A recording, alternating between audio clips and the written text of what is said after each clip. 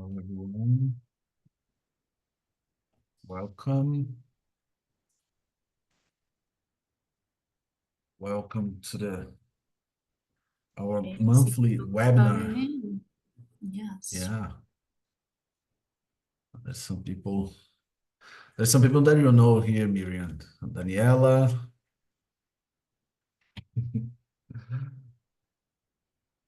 Oh, that's nice.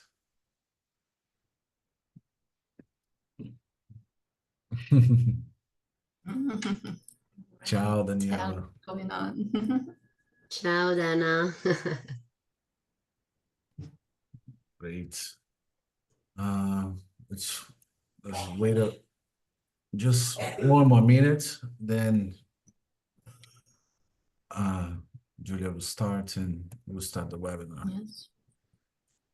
When it's 2:02 now, perfect. Julia, I will close my camera and the floor is for you both. Okay.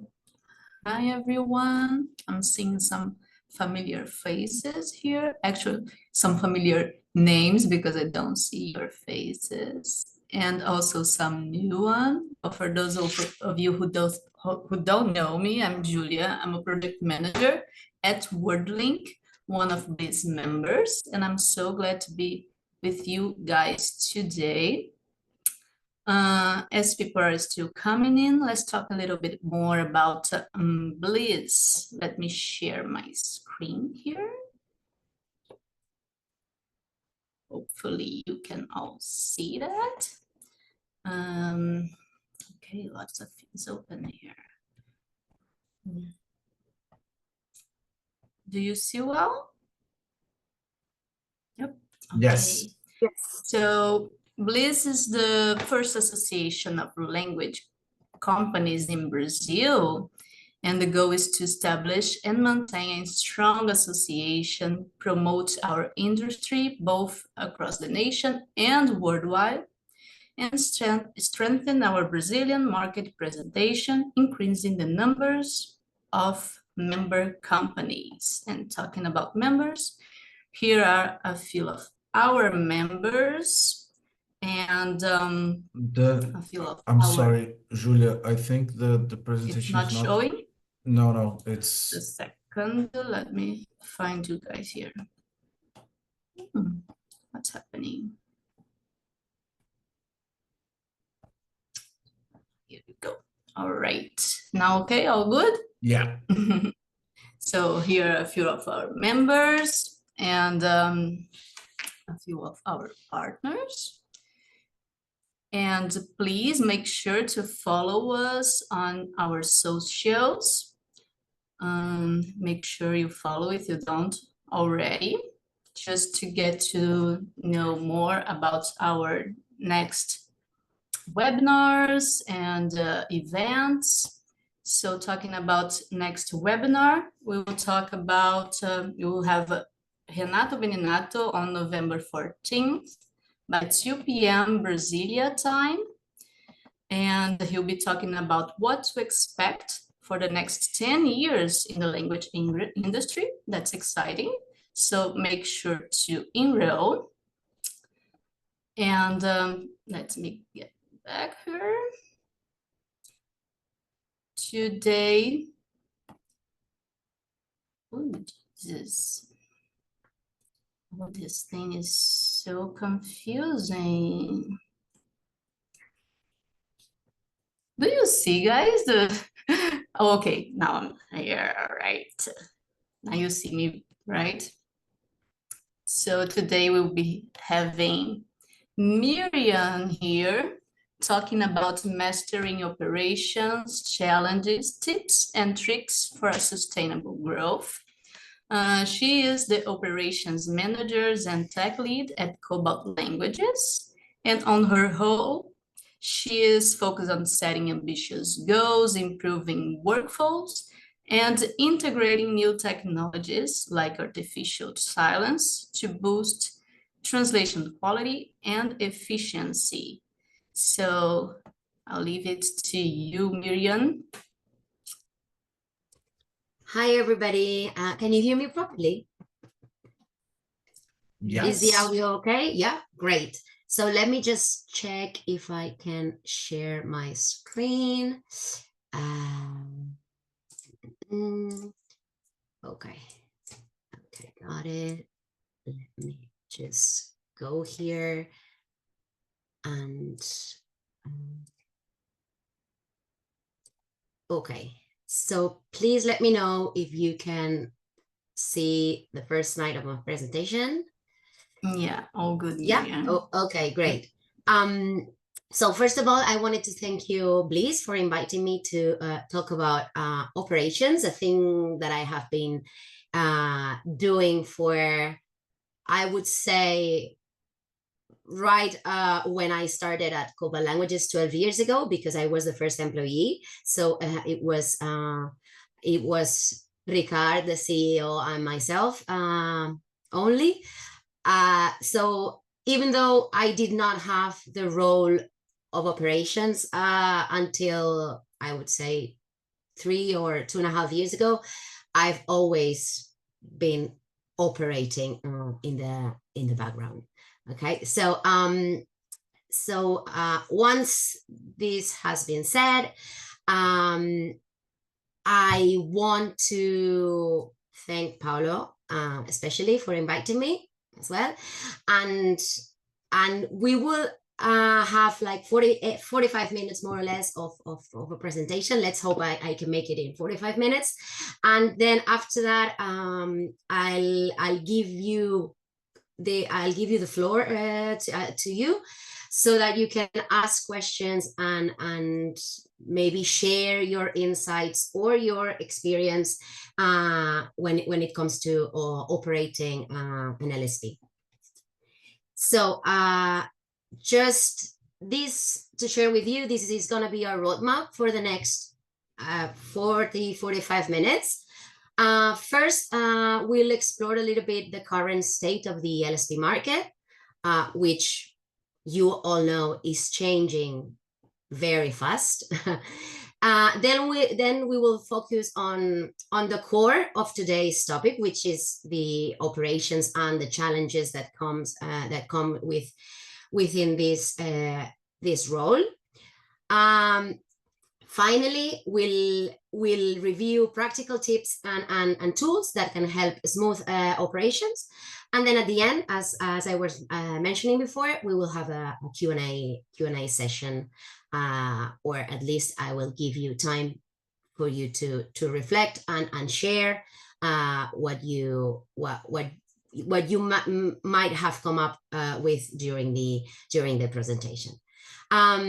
So as mentioned, feel free to take notes, questions, write them in the chat, write them in the QA option of Zoom, and Julia probably will be the one who will be noting them down to discuss them at the end.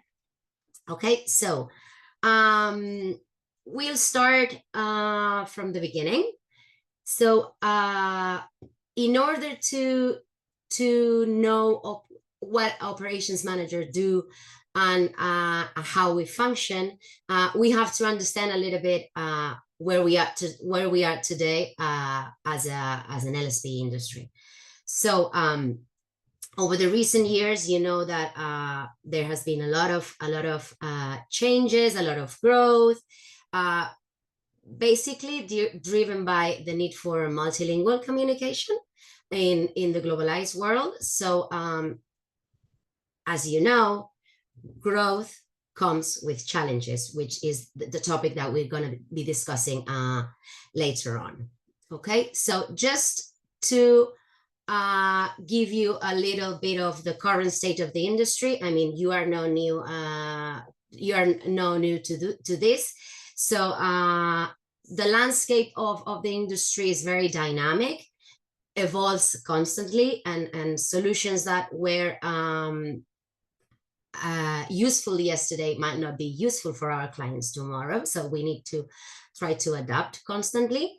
Then there's also major trends coming into our industry. I mean, we are not going to be focusing on AI because you know, AI is everywhere, but it's something important and that needs to be taken into consideration. And then another topic that it's important is it's the growth obstacles that we are all facing when it comes to improve the revenue, gaining more clients, so on and so forth.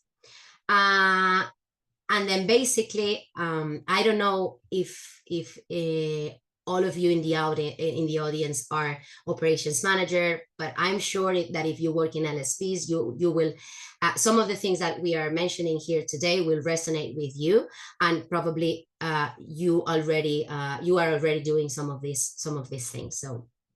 So yeah. Then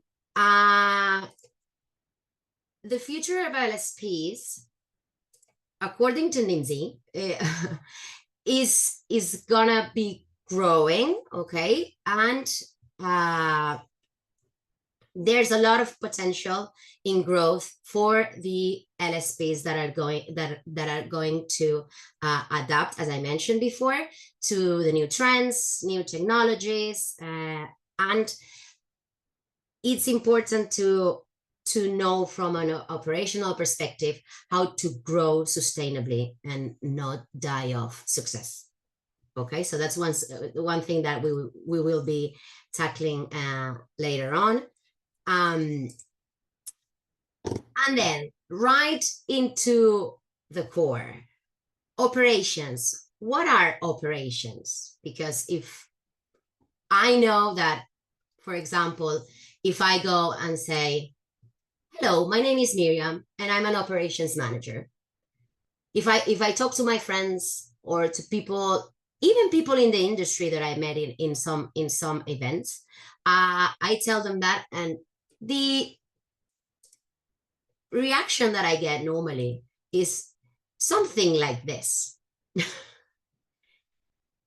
So yeah, they often get a blank look or a polite nod as they try to figure out what being in operation actually means.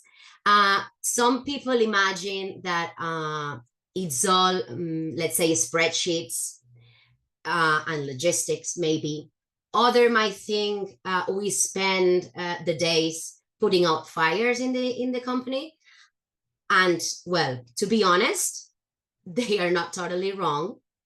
We are using spreadsheets or modern versions of spreadsheets, and occasionally firefighting, yes. But there's but what operations really means is about running the company smoothly. That being from coordinating the teams, implementing new tools, ensuring quality. So everything belongs to the operational side of the company. Sometimes I like to say that my role is a bit like being the glue that keeps everything together and moving forward. So if you work in operations and probably you are familiar with this reaction, but yeah, it's much more than just spreadsheets and, you know, putting fires down.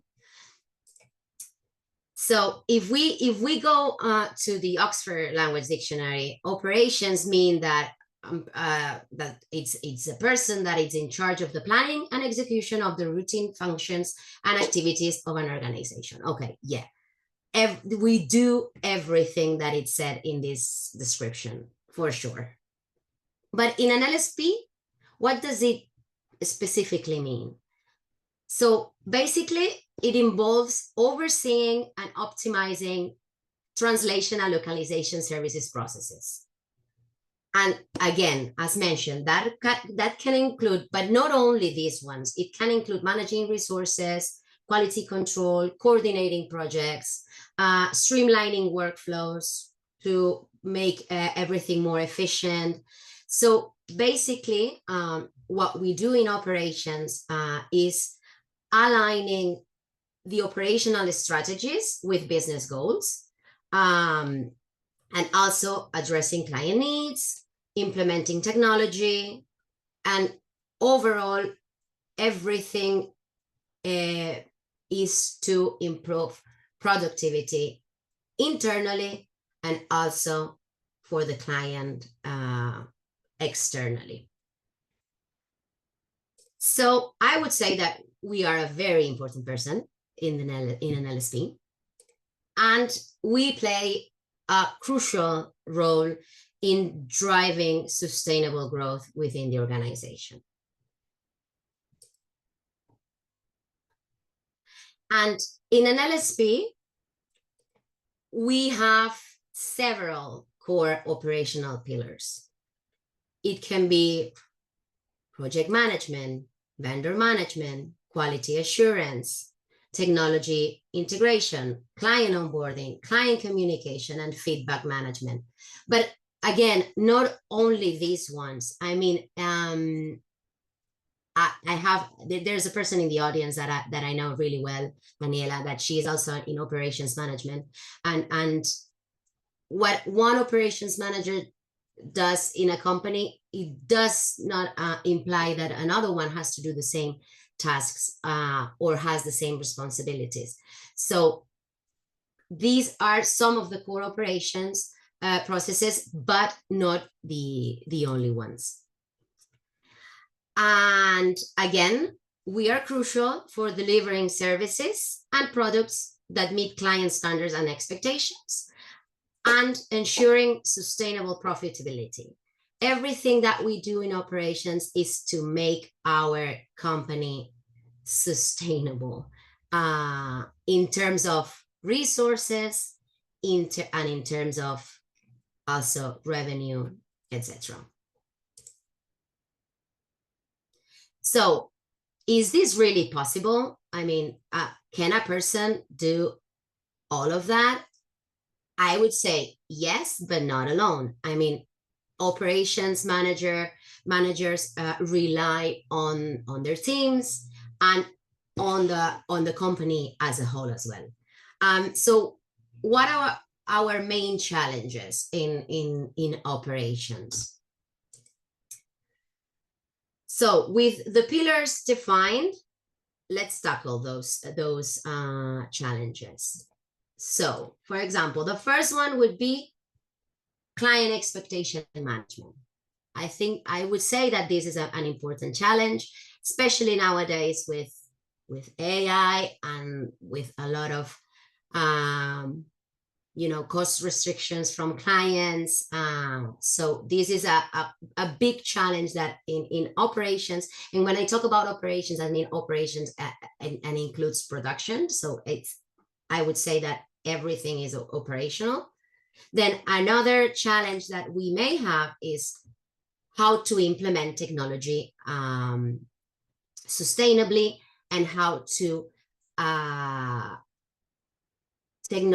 using technology in an efficient way as well. Then the third challenge that we have would be resource management, either internal resourcing and outsources that you may use as well in your company. Depending on the size of your company, you may have more internal resources or you would rely on external ones. But that's a challenge that we as operations constantly have, I would say. And then another challenge is standardized processes or lack thereof. Okay, so let's have a look to all of these challenges in depth.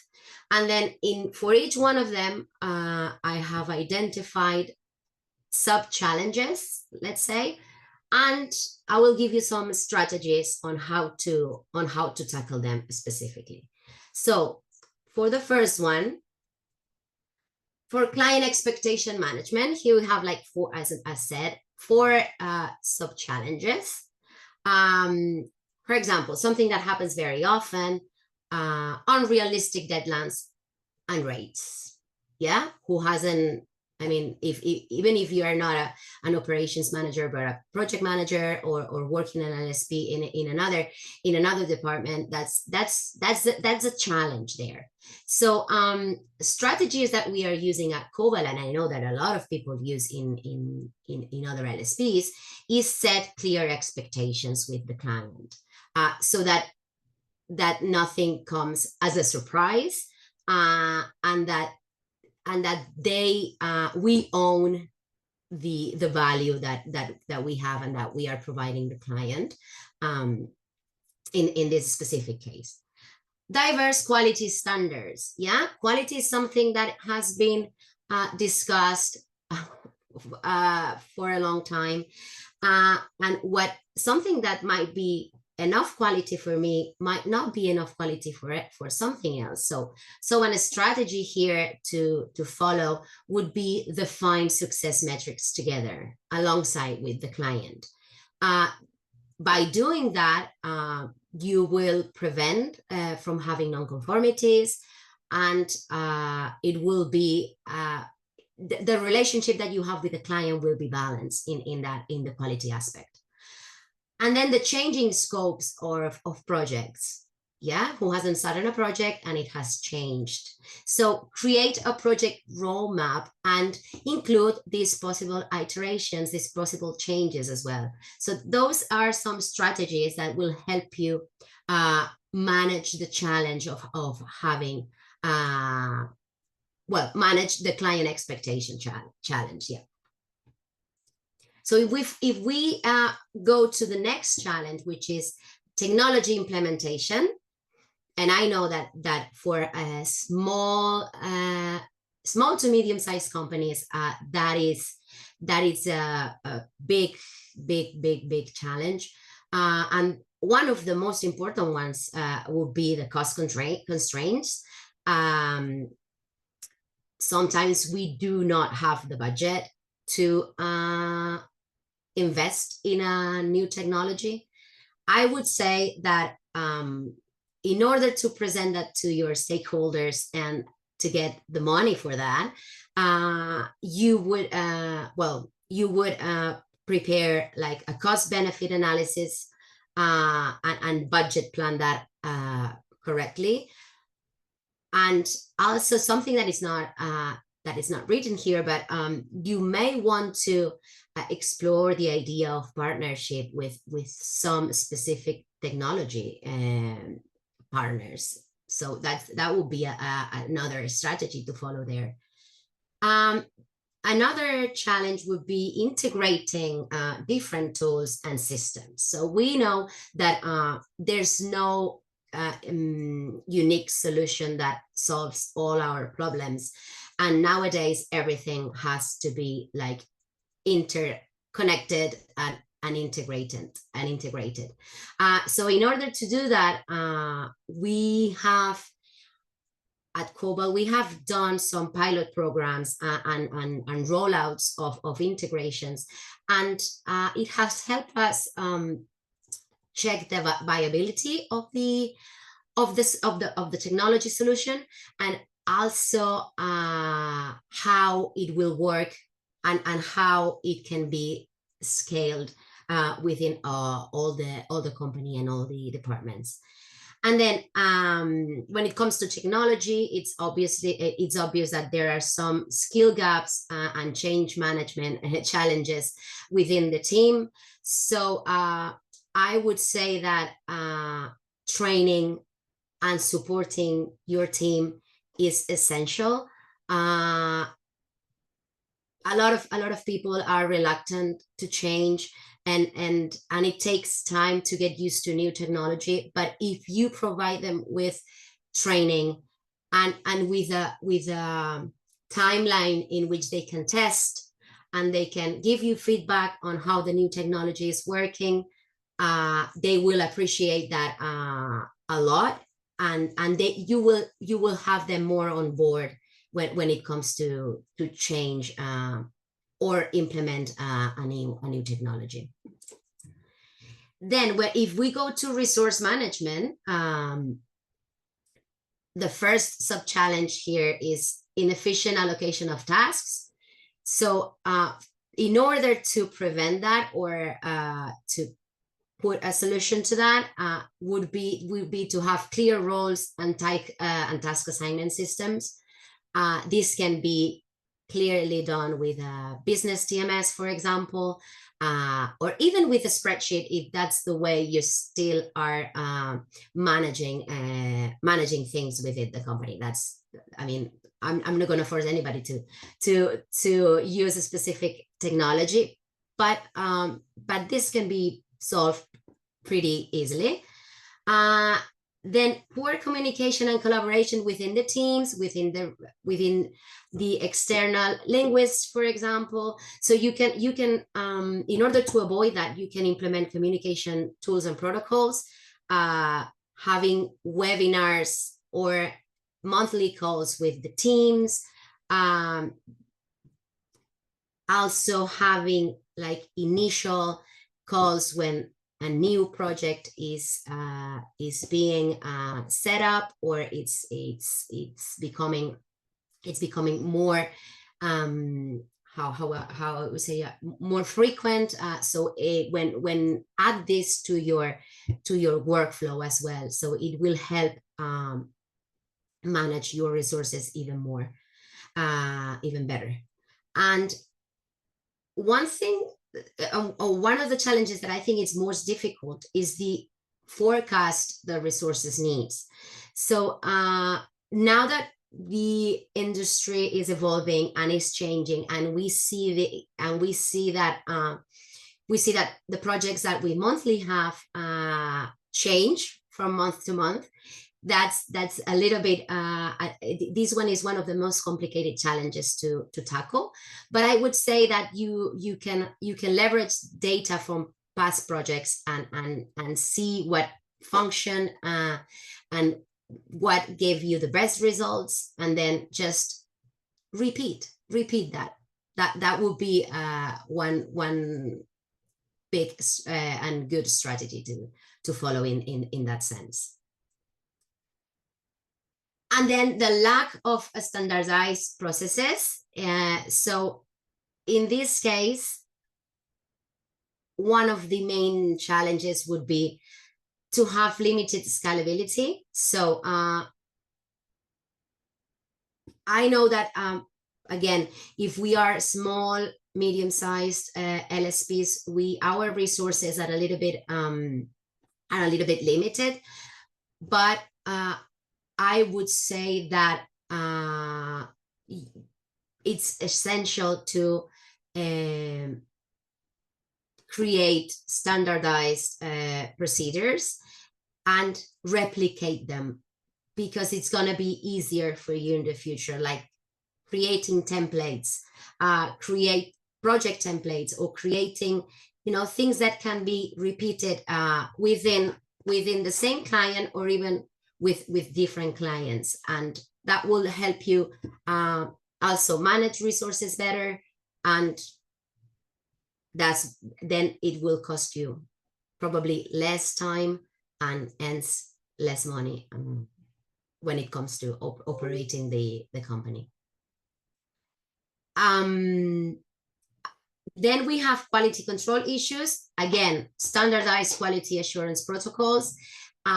We at Cobalt got our ISO certification on quality this year. So that has helped us a lot in having all the documents and all the processes documented and follow some guidelines, and again, being able to repeat processes within projects and within quality as well.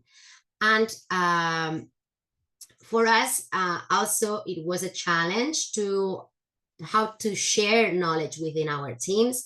So we created a centralized knowledge base, and it doesn't have to be anything fancy. You can start by creating a shared document in Google Drive if you are using Google, or you can, I don't know, if you are more technology proficient, you can use Notion as a knowledge database. knowledge base, sorry.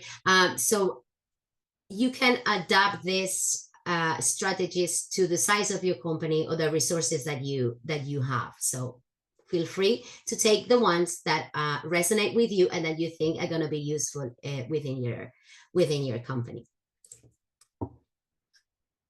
So how to become a smooth operator? Okay, so in here we'll cover three. I think it was three, but then I added one more. So we're gonna cover 3 or 4 areas in which I'll give you, or you'll see tips on how to become and help the company grow more sustainably. So we will start with the first one, which is using the technology efficiently. Okay, so we have, I mean, we've always been an industry that uses technology and embarks on the journey of using technology when it appears, and we adapt. So please make sure that you're using the technology efficiently. So here there are just a few tips and tricks. So automate things. That's very, very, very, very important, and it allows you to save a lot of time when it comes to project management, for instance. Also, you can automate sales. You can automate communications with your clients. So please, this is one thing that I'm very, very passionate about, being the tech lead at Cobalt. So automate, please. Then integrate. You can integrate several platforms, project management software, client content management systems, so that all the processes and the workflows run smoothly and save you time and your team as well. So yeah, it's a win-win for everybody. Yes, constantly upgrade and assess your technology, the technology that you have. If you're able to do that, you will get new ideas, new tools. And if you have an open mindset on testing and investigate a bit, you will see that there are plenty of tools out there that will make your life easier. So yeah. And then foster a culture of technology adoption. By doing that, you will see that people, even though at the beginning they are a little bit reluctant on changing technologies, if someone from your team comes up to you and says, hey, Miriam, I discovered this tool that might be useful for this or for that, let them try them, let them, investigate, test it, and see if it can be of any use. Then here it's an example of we at Cobalt we use a business translation management system, and there's no secret that a lot of LSPs use the same one maybe, or a very similar one, and it does have a lot of automations there when it comes to having the client portal, having a vendor portal, sending POs, sending quotes to clients. So this is just a rough number of hours saved, actions automated, and projects and quotes automated, I think in the last 2 years. So this being operations people and also being a lover of automation, you see why I love this type of tools.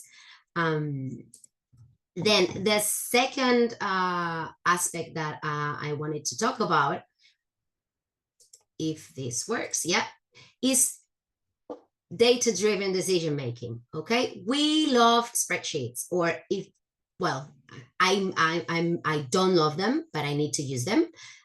So data, it's very, very important.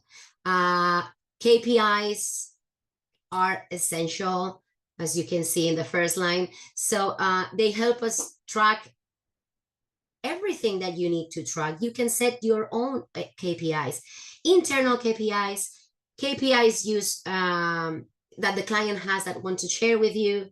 So if you don't have KPIs, please try to set up just 1, 2, I don't know, measure things. So because by measuring things, you will be able to make decisions based on data that will have some solid, will be solid, let's say. Then use analysis tools to analyze this data. You can use a lot of them. Power BI, Tableau, any of those will do. And even if you are not proficient on using those, you can still use spreadsheets and graphs. That's okay. I mean, do whatever works for you. Then also try to implement feedback loops, because that will give you more data on your services, on your products, when it comes to clients, when it comes to customers, when it comes to employees, linguists, etc. So this is all for you to gather information on the services and on the operations that you're running within the company. And then again, I mentioned that in a previous slide, but document everything. Okay, so I know that it can be very tedious. It can become a little bit overwhelming to make a small change and having to document it back in the guide, or the client guide, or the internal guide. But please do, because it's gonna make your life so much easier, and it's gonna save you a lot of time on the long run. So again, write your guides, please.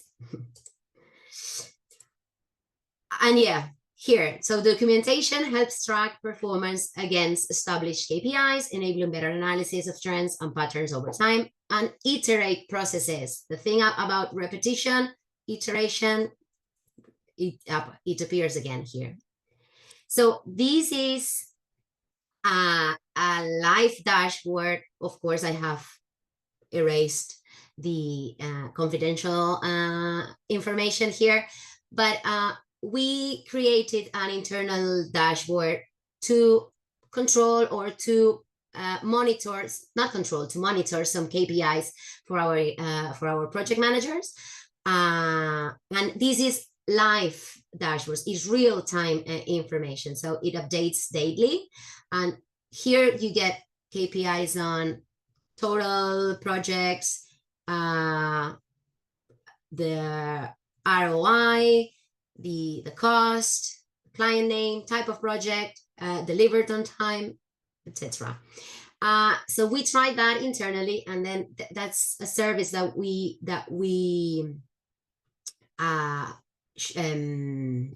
present also to our clients. We have live dashboard with some of our top clients, and we have adapted them depending on what KPIs they want to see.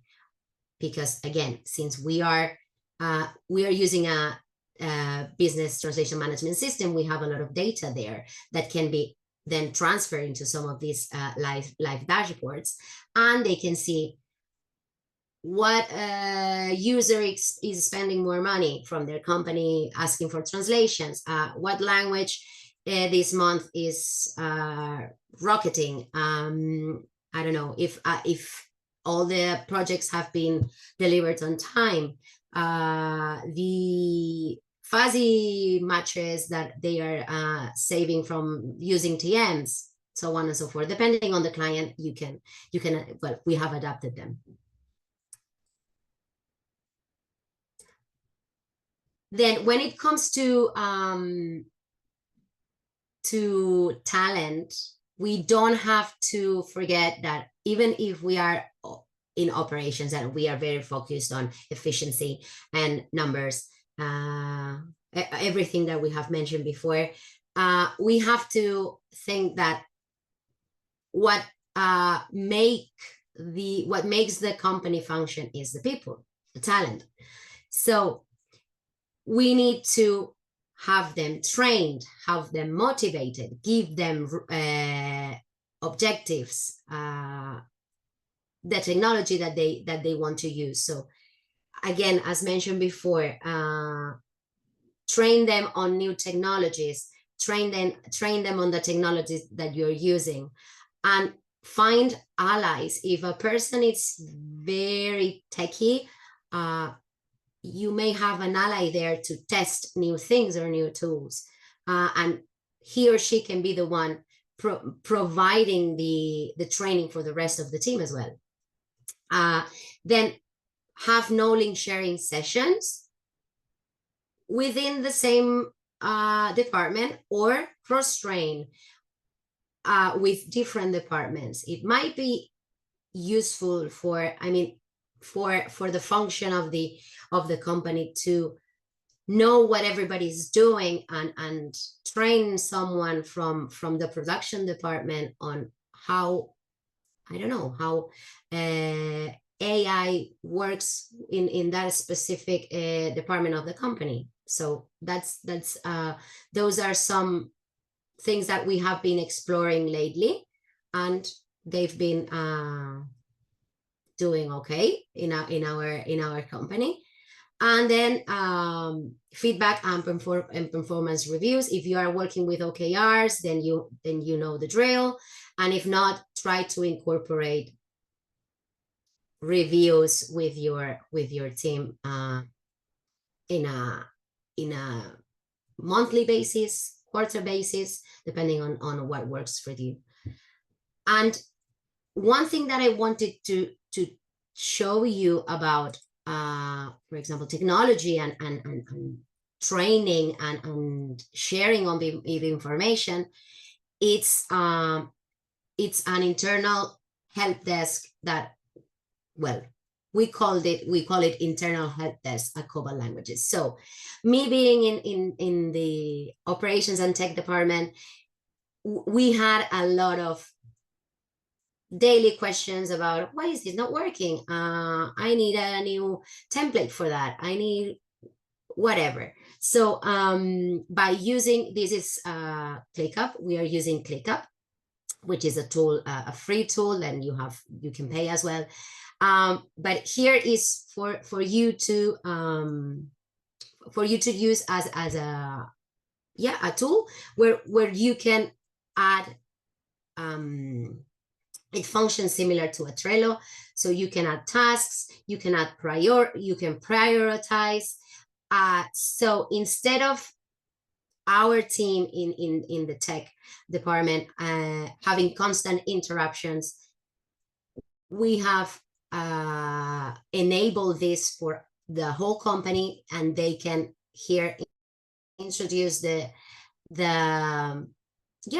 need that they have, the question, the query that they have, and then we have everything in a database, so they can go and see, okay, this happened before, what is the solution? And it's there. So it's good for us because it saved us a lot of time, and it's good for them because then they can be more independent and more, they can own the tools as well.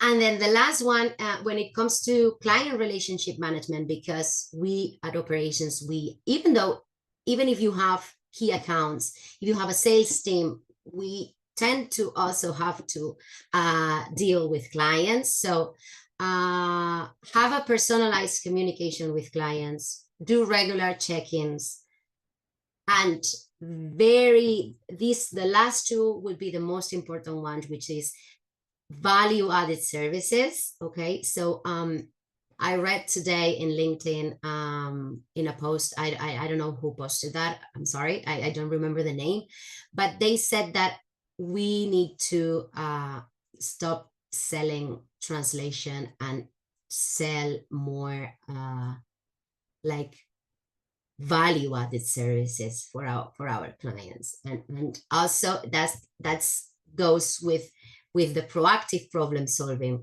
of the following topic, which is be proactive. Go to the client, and if you have discovered a new technology, go present them with this new technology and try to find a strategy together to use it. You may get a no at the beginning, but it's worth trying, because don't be reactive, be proactive in that sense. They will value that a lot. The client will value that a lot, and it will foster a better partnership with them for sure.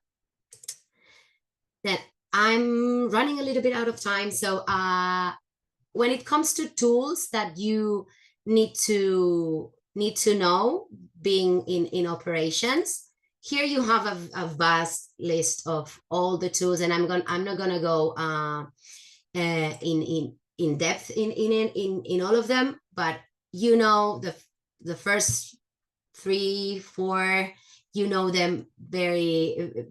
I mean, you should be used to those names, and probably you are using all of them, or at least some of them.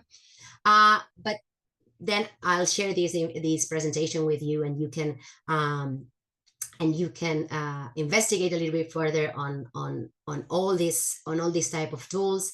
But I would say that for operations, very important ones would be this number 6, which is the data analysis and business intelligence tools. As I said before, like you can have like Power BI, Tableau, then you can have Looker, which is from Google. So there are plenty out there, and they will help you visualize your data and make data-based decisions. So that's a very important one.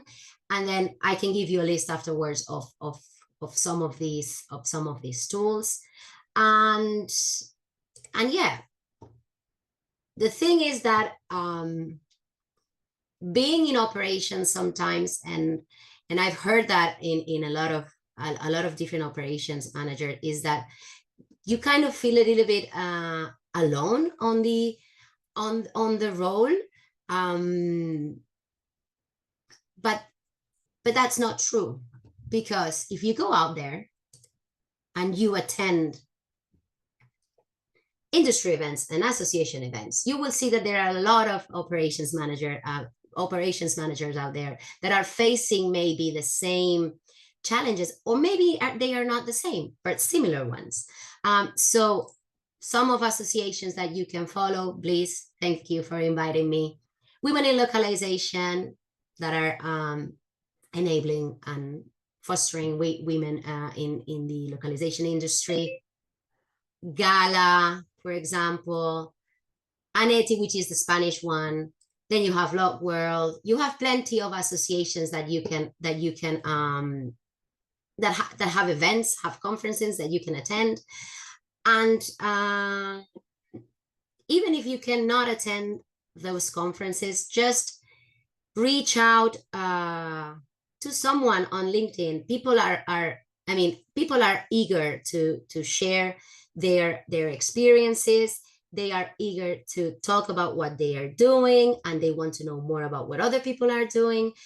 Just on a side note, I remember that when I started on the operations role, I was a little bit lost, but I was very lost. And I just wrote on my LinkedIn page, like, any other operations managers out there that want to share their insights. And some people reach out, and I still have contact with some of those people. So don't be afraid of asking, because your problem might be another person's problem, and I'm sure people are willing to share. And thank you very much for listening. Be responsive to change, please, and don't be afraid. Yeah, now it's probably time for questions, answers. Anybody who wants to take the floor? Yes, let's open for questions. That was really great, Miriam. I mean, we could spend a new webinar to approach each of the topics you raised because they can be so deep, right? And I was taking some notes here, and I was about to ask you about the documenting everything because it can be insane. And I took a note here to ask the tools you use to share some tips. But you already mentioned that you have like a list that you can share with us. So I would also like to invite people to share here on chat what they use, because I mean, this is great. And it would be really nice to get to know the tools that can help us get a little bit faster on our day-to-day. Yeah, I know that some people are, well, I don't know if there are questions, but I know that for example, you can, the thing is that we always tend to look for the perfect tool, and that, I mean, I'm saying we, but I mean myself.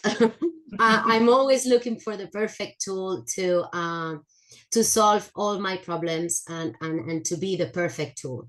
And that rarely happens.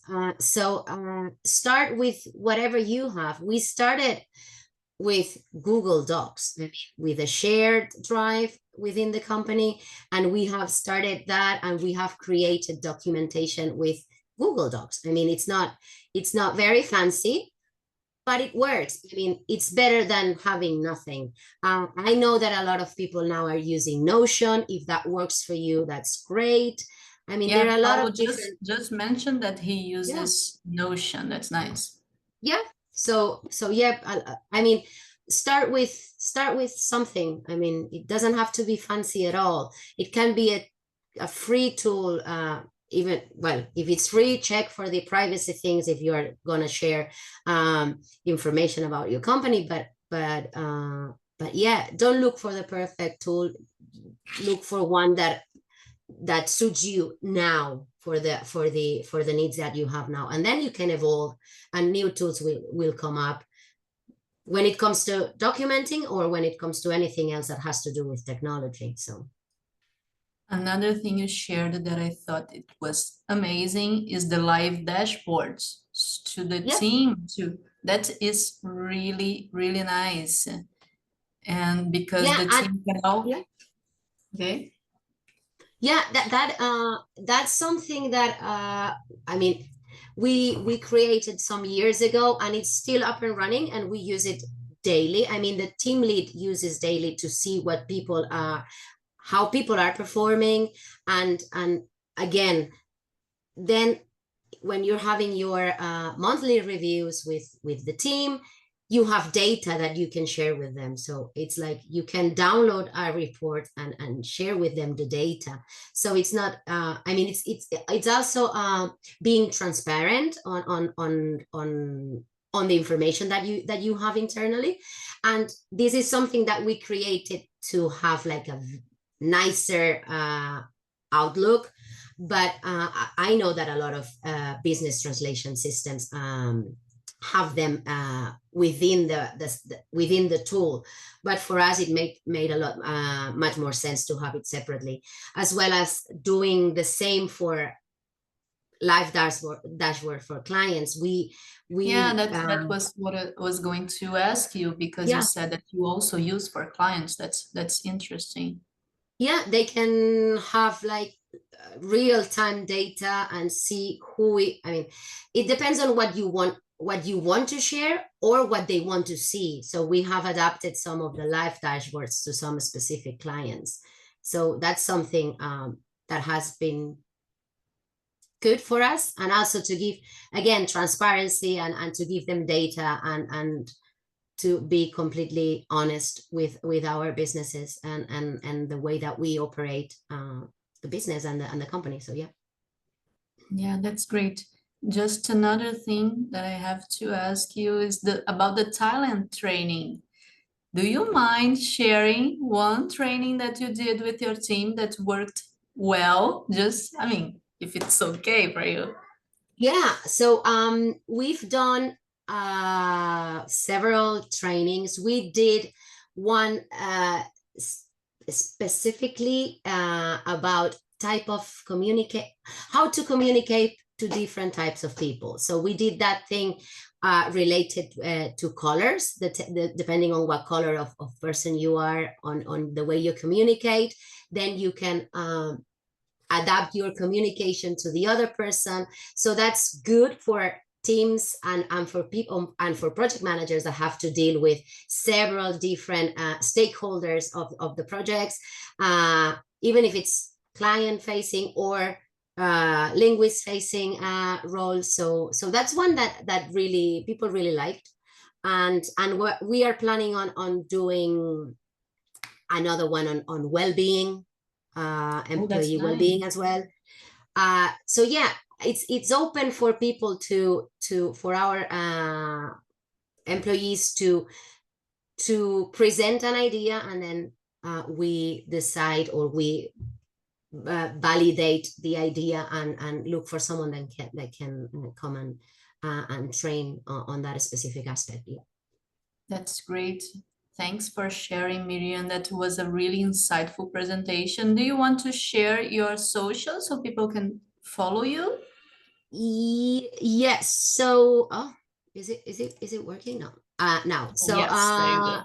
So yeah, you can look for me on LinkedIn, Miriam Garcia, and then Cobalt Languages website, Cobalt Languages Instagram. I'm open to talk to anybody, as I mentioned. If any operations out there that are a manager that are a little bit lost or want to share their battles with me, I'm open for that. So yeah. It's great. Thank you, Miriam, and thank you everyone who's watching. Hope to see you next webinar on November 14th. And that's it for today, guys. Thank you very much. Thank you again, Miriam, to be here with us. Thank you for having me. Thank you. Okay, that's it. Bye-bye, guys. Bye. Enjoy the rest of your day, people. Bye-bye. Now Victor is sending a message.